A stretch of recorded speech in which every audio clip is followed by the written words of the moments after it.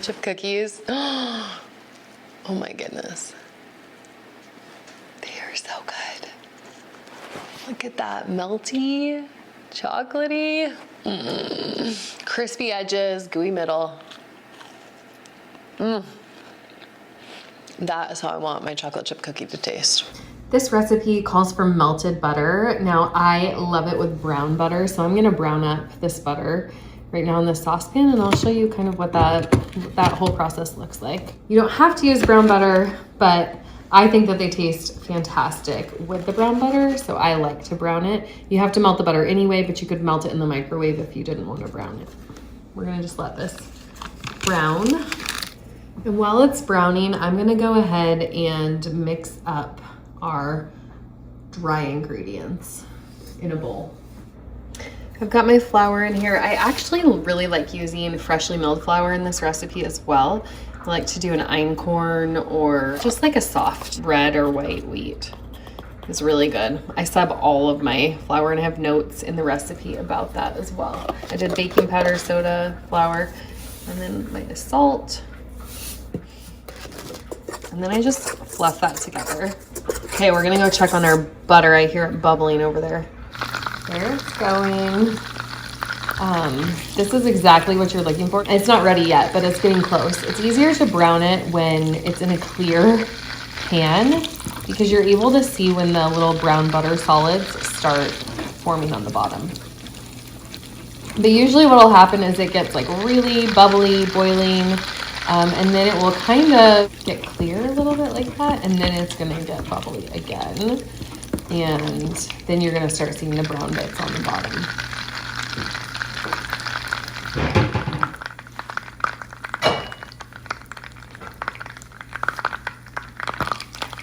Okay, you can start to see those brown bits on the bottom. I wanna take it off now because I do not want the butter to burn. See those clear bubbles? Sometimes that's what will kind of come up.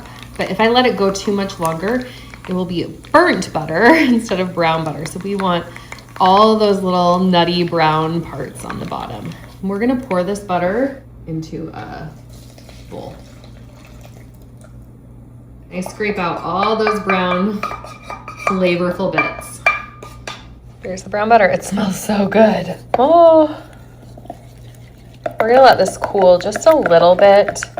If I were to add my sourdough discard in it right now, it would cook the discard, which we do not want to have happen. So we do need this to cool down just a bit before we keep mixing up our cookies. Okay, my butter is still a little bit warm, but I'm gonna add the brown sugar into it. Now you can use a dark or a light brown sugar. This one's light brown. Dark brown's gonna give you a little bit more deeper flavor, which I like. So if you had that, you could use that. And we're gonna mix this up really well. And we're gonna add in the granulated sugar. I do have all the cup measurements listed in this recipe, but I do like to use weight if possible. It's just gonna give you a better finished product, better end result, less chance of like a tough cookie or, you know, too much flour in your cookie, something like that. Oh, this smells incredible. Okay, we're gonna add in the sourdough discard, an egg yolk, and vanilla extract. I pulled my discard right from the fridge. Now I like a younger discard in this recipe, not as runny and not as fermented tasting. For sweet recipes, I prefer that. For recipes that are crackers or more savory recipes, I don't care as much. But I don't love to taste like a super tangy sourdough in my cookies. I don't mind it actually. My kids don't like it. So that's what I like to do. Anyway, we're gonna mix this up together. We're gonna add in a splash of vanilla and then an egg yolk. And mix this together. That is one of the things I love about this recipe is you don't even need a hand mixer or anything. It's just mixing it together in a bowl.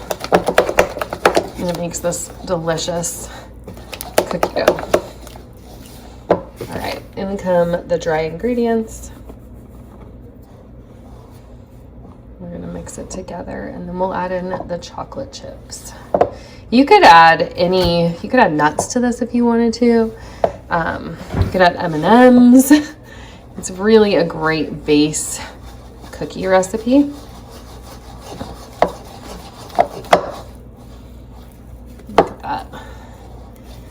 We will want to chill this dough just a little bit because we're using that melted butter. So that is great because this can be an easy make-ahead cookie dough. I like to, make all of these dough balls, freeze them, and then I have cookies, fresh baked cookies whenever I want them to, or I freeze the dough balls, chill for a little bit before baking. You could also stick them in your fridge. And then bake them up, and you can freeze the actual cookies if you need that too. I'm gonna go grab the chocolate chips and we'll add them in. I love semi-sweet chocolate chips. That's what I use, but you could add milk chocolate if you like milk chocolate, or any chips that you like in here. You could add nuts if you wanted to also. The more mix-ins that you add, kind of the taller the cookie tends to bake up. So just keep that in mind as you're adding things in. I do about a cup of chocolate chips, and now we're gonna scoop into dough balls. So we scoop them into balls, about 2 tablespoons per ball.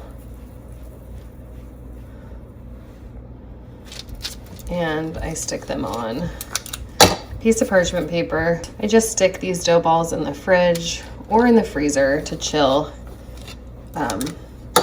until they get kind of firm, probably about 30 minutes to an hour in the fridge, or 15 to 20 minutes if you're freezing the dough balls. Now you can long ferment this cookie dough, and you could, keep it in the fridge for 48, 72 hours, then freeze it or then bake it. Lots of different options with this dough. Sometimes before I will bake it, I'll also add like a few more chocolate chips. I'll just press a few more chocolate chips under the top so that you get those little puddles of chocolate. You could even add in here cut up chocolate bar or chocolate chunks instead if you didn't want to use the chips. Completely your choice.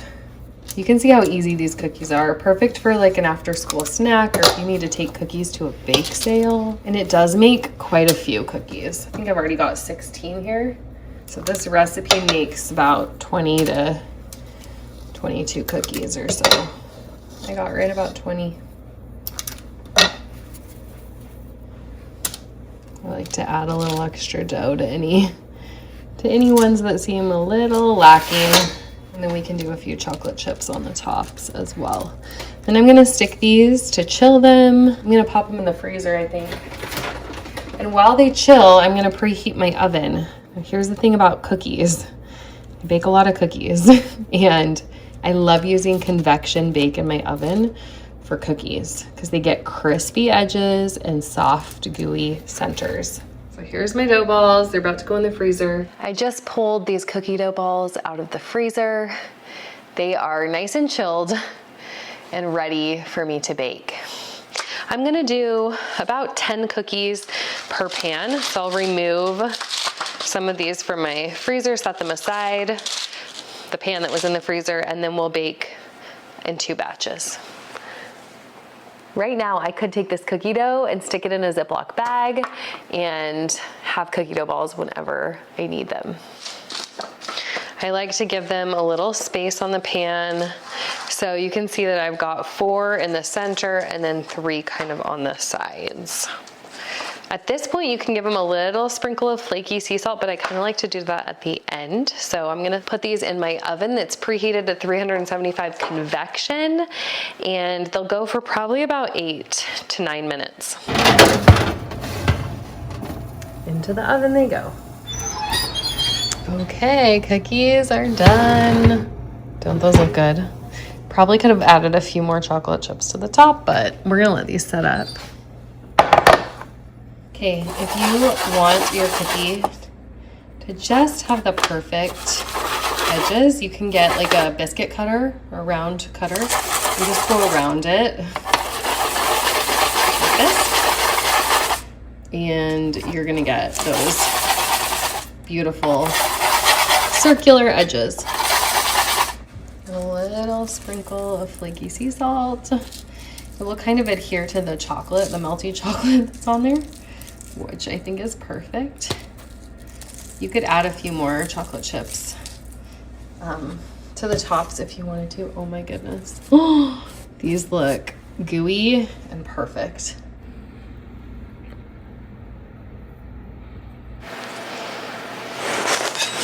I like to let these cookies set up just a little bit, and then I move them over to some parchment paper, and we'll put the other cookies on and bake them up too.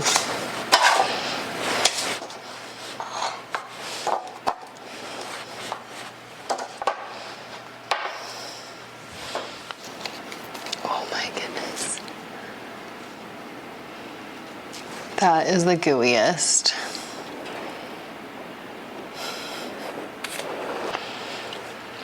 Crispy edges, gooey middle. I'm gonna let them set up a little bit more and then I'll break one open. You can find the full recipe, amybakespread.com, sourdough chocolate chip cookies.